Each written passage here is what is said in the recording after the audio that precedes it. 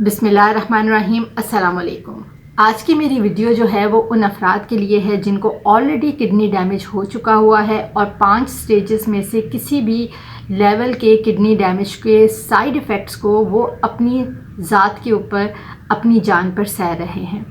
इसके अलावा ये वीडियो उन लोगों के लिए भी है कि जिनके किडनी तो नॉर्मल काम कर रही है, लेकिन उन्होंने अपनी डाइट के अंदर कुछ ऐसी चीज़ों को, कुछ ऐसी दवाइयों को, कुछ ऐसे खानों को वो जाने अनजाने में वो इंट्रोड्यूस करते हैं, जिसकी वजह से उनकी जो बॉडी का क्रिएटिनिन लेवल होता है ना, वो चेंज होता रहता है, इतना ज़्यादा ऑल्टर होता है कि वो किडनी डैमेज कर सकता है। उम्मीद करती हूँ कि आपको ये वीडियो अच्छी लगेगी।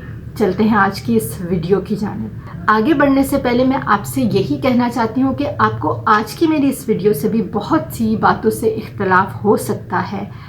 इख्तलाफ राय हर इंसान का बुनियादी हक है। कुछ ऐसी बातें होती हैं ना मेडिकल से रिलेटेड, जो कि हम सुनना नहीं चाहते, अपनी लाइफस्टाइल को हम चेंज नहीं करना चाहते और हम चाहते हैं कि कोई हमें आए और हमें एक थपकी दे के कहे हाँ भाई ठीक है, तुम ये काम गलत कर रहे हो, करते रहो, देखा जाएगा आगे जो होगा। तो इस प्लेटफॉर्म से आपको ऐसी कोई भी चीज़ नहीं मिलेगी, ऐसी किसी भी चीज़ के बारे में आपको हौसला अफजाई नहीं दी जाएगी जो आपकी सेहत के लिए गलत है और हमें उस चीज़ का मालूम है। वीडियो शुरू करने से पहले मैं आपको एक और भी चीज़ कहना चाहती हूँ कि हमारी जो मेडिकल फील्ड होती है उसमें एक बहुत ही खूबसूरत बात यह है कि उसमें आए दिन रिसर्चेस होती रहती हैं। अगर एक चीज़ को, एक दवाई को मार्केट में इंट्रोड्यूस किया जाता है तो उसको प्रॉपर FDA से अप्रूव करने के बाद ही उसको इंट्रोड्यूस किया जाता है। उस पर ट्रायल्स होती हैं, उसके साइड इफ़ेक्ट्स को देखा जाता है। लेकिन अनफॉर्चुनेटली क्या होता है कि आप किसी भी दवाई के साइड इफ़ेक्ट देखने के लिए आप लॉन्ग स्टडीज़ नहीं कर सकते, 20-25 साल 30 साल नहीं दे सकते।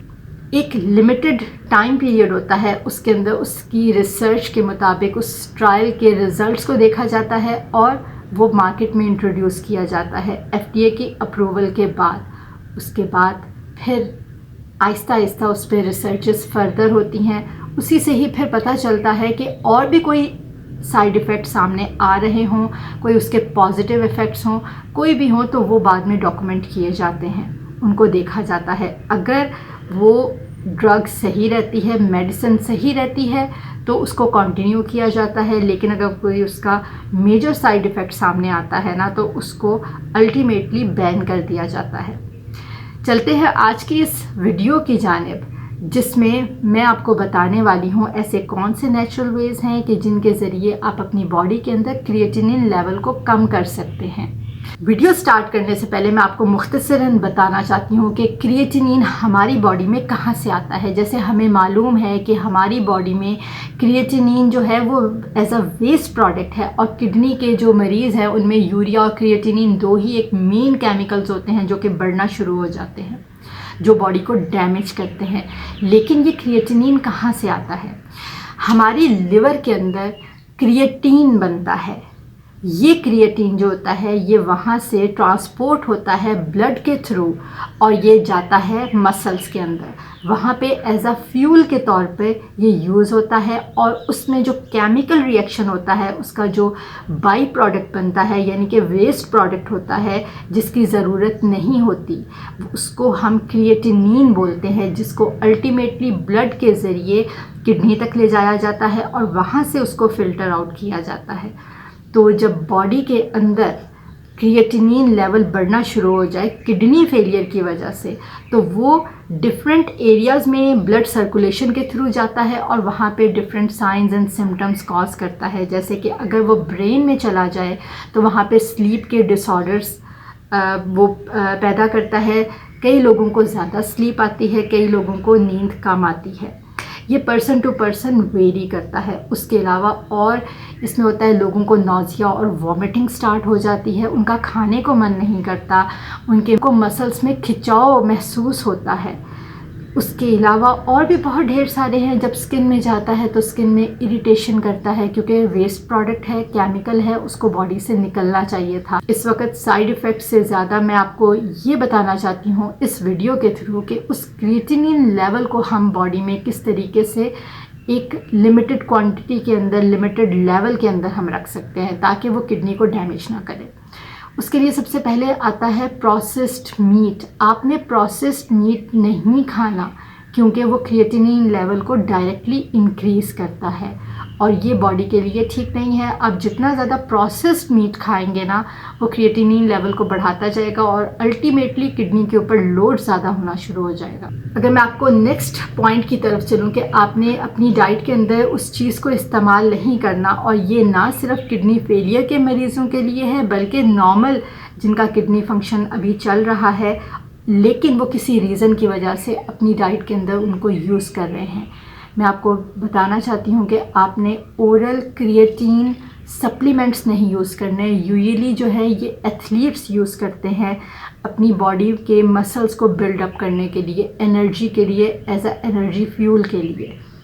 ये अल्टीमेटली क्या करते हैं, क्रिएटिनिन लेवल को बढ़ा देते। अगर तो नॉर्मल किडनी काम कर रहा है तो इस केस में भी किडनी के ऊपर ये ओवरलोड डालता है क्रिएटिनिन का और किडनी को डैमेज कर सकता है। लेकिन जिनका ऑलरेडी किडनी डैमेज हुआ होता है उसमें भी इन लोगों को ये चीज़ इस्तेमाल नहीं करनी। नेक्स्ट पॉइंट है जिसकी तरफ मैं आपको इशारा करना चाहूँगी, और आपको एतराज़ भी होगा कि आप स्मोकिंग नहीं करेंगे, क्योंकि स्मोकिंग ना सिर्फ आपके किडनी को डैमेज करने का बायस बनती है बल्कि और भी बहुत मल्टीपल जो ऑर्गन्स आपकी बॉडी के हैं, हर ऑर्गन पे जाके उसका डिफरेंटली वो इफ़ेक्ट करती है और वो सिर्फ साइड इफ़ेक्ट ही देती है। उसका मैंने अभी तक कोई पॉजिटिव इफ़ेक्ट नहीं देखा। चाहे वो कैंसर हो, चाहे आपका ऑक्सीडेशन प्रोसेस हो, उसको भी हिंडर करती है, आपके इन्फ्लेमेटरी प्रोसेस को जाके वो इंटरप्ट करती है और मल्टीपल चीज़ें होती हैं कि जिसके ऊपर वो जाके इफ़ेक्ट करती है। अब किस तरीके से ये काम करती है, यहाँ पे मैं आपको हवाला देना चाहूँगी कि जो प्लेटलेट्स होते हैं ना बॉडी के अंदर, उनको ओवर एक्टिव करता है स्मोकिंग की वजह से। स्मोकिंग में जितने भी केमिकल्स होते हैं उनकी वजह से जो प्लेटलेट्स कंटेंट होता है, प्लेटलेट होते हैं, वो ओवर एक्टिव हो जाएंगे। जब उनकी एक्टिविटी इंक्रीज़ होगी तो वो बॉडी के अंदर कोएगुलेशन सिस्टम को ज़्यादा कर देंगे और बॉडी के अंदर क्लॉटिंग ज़्यादा होगी। तो ऐसे मरीज़ जो किडनी फेलियर के मरीज़ होते हैं, जो स्मोकिंग कर रहे होते हैं, उनको तो बिल्कुल क्विट कर देनी चाहिए। और जो लोग अभी तक नॉर्मल जिनका किडनी फंक्शन काम कर रहा है उनको भी इस्तेमाल नहीं करना चाहिए। अक्ल समझ अपनी होती है। मैं सिर्फ इतना कहना चाहती हूँ कि जब आपको एक चीज़ का पता है कि उसके इतने ढेर सारे साइड इफ़ेक्ट हैं और वो हर जगह पे जाके बॉडी को इफ़ेक्ट कर रही है, तो फिर उसको क्यों लिया जाता है? उसमें ऐसी कौन सी आप लोगों को सेटिस्फेक्शन मिलती है जिसकी वजह से आप स्मोकिंग को अपने लाइफस्टाइल के अंदर इंक्लूड किया होता है? स्मोकिंग की वजह से हमारी बॉडी के अंदर ना नाइट्रिक ऑक्साइड है, उसकी यूटिलाइजेशन ज़्यादा होती है और नाइट्रिक ऑक्साइड जब यूटिलाइज ज़्यादा होता है तो उसकी वजह से ये हमारा जो ऑक्सीडेशन प्रोसेस होता है ये इसको हिंडर करता है। ना सिर्फ हमारे एजिंग प्रोसेस को ज़्यादा कर देता है कि तेज़ी के साथ बुढ़ापा आता है, उसमें स्किन डैमेज भी करता है, उसके अलावा ये कैंसर भी कॉज करता है। एंटीऑक्सीडेंट्स जो होते हैं उनके काम को इफ़ेक्ट करता है, उनको काम नहीं करने देता, जो कि हमारी बॉडी के अंदर से कैंसर सेल्स को रिमूव कर रहे होते हैं। इस वजह से कोशिश करें कि इस चीज़ से दूर ही रहें। स्मोकिंग के बाद हम अब अगर नेक्स्ट पॉइंट की तरफ जाएं तो कुछ लोग अपनी डाइट के अंदर या अपनी लाइफस्टाइल के अंदर या कोई रीज़न की वजह से वो मेडिसिन्स यूज़ कर रहे होते हैं और वो मेडिसिन्स जो होती हैं वो डायरेक्टली इनडायरेक्टली जाके क्रिएटिनिन लेवल को बॉडी में बढ़ा के किडनी डैमेज कर रही होती हैं। अब यहाँ पे थोड़ी सी लिमिटेशंस आ जाती हैं। पहले मैं आपको मेडिकेशंस के बारे में चंद एक नामों के बारे में बताती हूँ, जिसमें आता है सल्फा मेथॉक्साजोल, ट्राइमेथोप्रिम आता है और कीमोथेरेपी ड्रग्स आती हैं। अब यहाँ पे यही बात आ रही है लिमिटेशंस की कि जो लोग कीमोथेरेपी मेडिकेशंस ले रहे हैं वो अवॉइड नहीं कर सकते, तो कैसे वो उसको मैनेज करेंगे? उनके कंसल्टेंट्स यानी कि ऑन्कोलॉजिस्ट जो होते हैं ना, वो ब्लड रिपोर्ट्स करवाते हैं साथ हमेशा से। वहाँ से वो ट्रैक किया जाता है कि उनके जो कीमोथेरेपी की वजह से हैं उनके ब्लड में और कौन कौन से इफ़ेक्ट्स हो रहे हैं, कौन कौन से केमिकल्स ऊपर नीचे इम्बैलेंस हो रहे हैं और उनको कैसे टैकल करना होता है।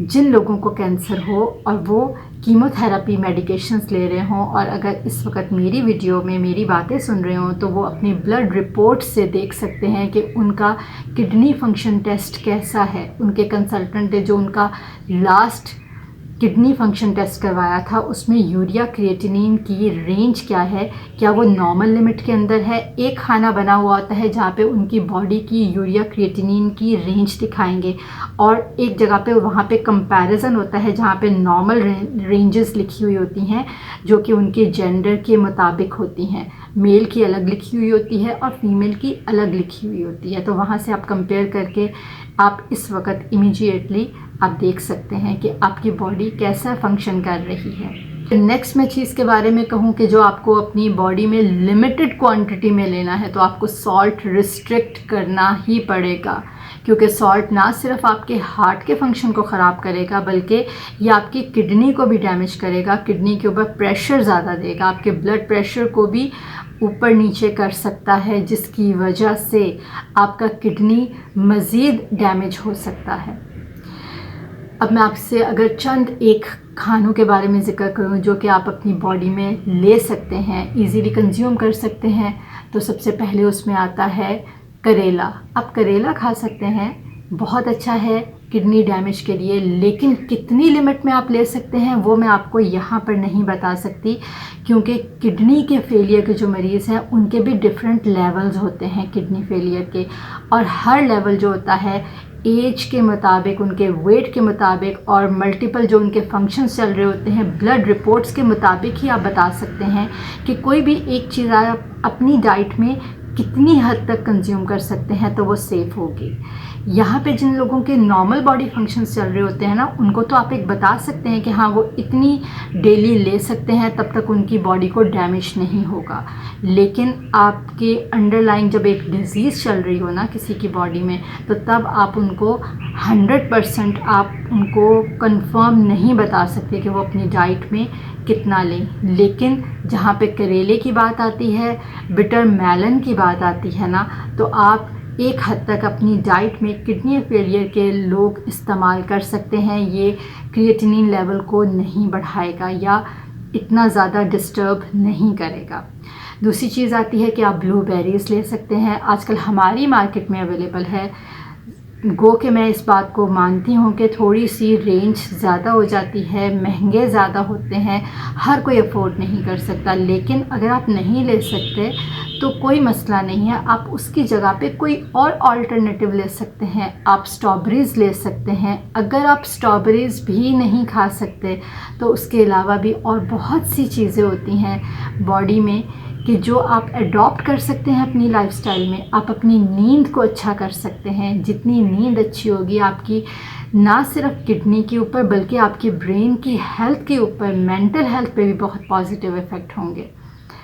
ये सारी चीज़ें आपने बहुत ख्याल करना होता है। आपने अपने वेट को कंट्रोल करना होता है, आपने डिहाइड्रेशन को लिमिट करना होता है, लेकिन आपने किडनी फेलियर के जो मरीज़ होते हैं ना उसमें ओवरलोड भी नहीं पानी को करना होता। और अगेन मैं आपको यही कहूँगी कि वाटर कंटेंट हर किडनी फेलियर का जो मरीज़ होता है ना उसका डिफरेंट रिस्ट्रिक्शंस होती हैं और वो आपकी ब्लड रिपोर्ट्स के मुताबिक ही आपका कंसल्टेंट आपको बेहतर बता सकता है।